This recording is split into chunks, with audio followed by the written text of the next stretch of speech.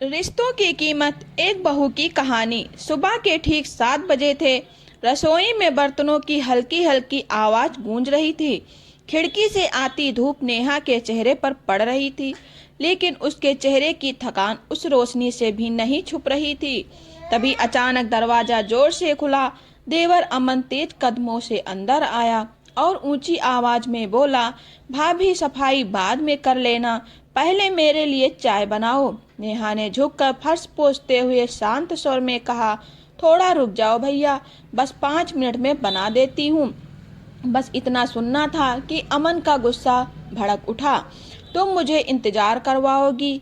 अपने आप को इस घर की मालकिन समझने लगी हो क्या? अगले ही पल एक तेज थप्पड़ नेहा के गाल पर पड़ा। उसकी आंखों में आंसू आ गए, लेकिन आवाज गले में ही अटक गई। शोर सुनकर सास कविता जी बाहर आई। बहुत अच्छा किया बेटा, ऐसी ही औकात में रखो इसे, कुछ दिनों से बहुत उड़ने लगी है। ननद रुचि भी ताने मारते हुए बोली, भाभी तो खुद को इस घर की महारानी समझने लगी हैं। तीनों तरफ से ताने, अपमान, कटाक्ष। नेहा चुपचाप अपने कमरे में चली गई।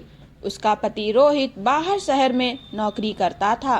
वह सोचती उसे बताकर क्या फायदा, बेकार में परेशान होगा।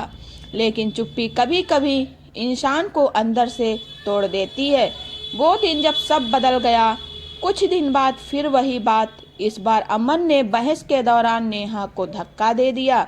वह जमीन पर गिर पड़ी और फिर वही सास, ननद, देवर सब मिलकर अपमान करने लगे। लेकिन इस बार कुछ अलग था। नेहा की आंखों में आंसू नहीं थे, आंखों में था निर्णय। उसने तुरंत फोन उठाया, रोहित अब बहुत हो गया। आज तक चुप रही था कि तुम परेशान ना हो, लेकिन अब या तो तुम फैसला करो या मैं करूंगी। रोहित सन्न रह गया।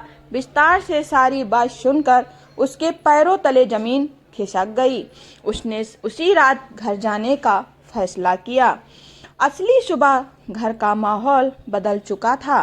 दरवाजा खुला और रोहित सामने खड़ा था। कविता जी मुस्कुराते हुए बोली, अरे बेटा, अचानक बताया भी नहीं। लेकिन रोहित ने बिना जवाब दिए सीधे अमन के पास जाकर कहा, चल अभी इसी वक्त अपनी भाभी से माफी मांग। घर में सन्नाटा छा गया। क्यों माफी मांगेगा वो? कविता जी बोली, लगता है अब तुम बीबी के गुलाम हो गए हो। रोहित की आवाज गूंज उठी, माँ, बहू नौकरानी नहीं होती और मेरी पत्नी पर हाथ उठाने का हक मैंने किसी को नहीं दिया। उसकी आंखों में गुस्सा था, लेकिन दर्द भी था। अगर तू मेरा भाई है तो वो मेरी पत्नी है और भाभी माँ समान होती हैं। इज्जत देना तो सीखा नहीं, ऊपर से हाथ उठाते हो। अमन की नजरें झुक गईं। पहली बार नेहा बोली। नेहा आगे बढ़ी, माँ जी, मैंने कभी शिकायत नहीं की, लेकिन आपने मेरी चुप्पी को मेरी कमजोरी समझ लिया। घर में पहली बार उसकी आवाज गूंजी थी और उस आवाज में डर नहीं था। रोहित का फैसला, आज से इस घर में जो नेहा कहेगी वही होगा। मैं जो भी पैसे भेजूंगा वो नेहा संभालेगी, और अगर किसी को दिक्कत है तो हम अभी इस घर से चले जाते हैं। सन्नाटा। फिर कविता जी चुपचाप, रुचि माँ के पीछे। अमन सिर झुकाए खड़ा धीरे से बोला, भाभी माफ कर दीजिए। नेहा ने उसकी ओर देखा। गलती नहीं अमन, ये गुनाह था। लेकिन अगर आज से तुम बदल जाओ तो शायद घर भी बदल जाएगा। कुछ महीने बाद घर का माहौल बदल चुका था। अमन अब नेहा से सलाह लेकर ही कोई काम करता। रुचि के व्यवहार में भी बदलाव था।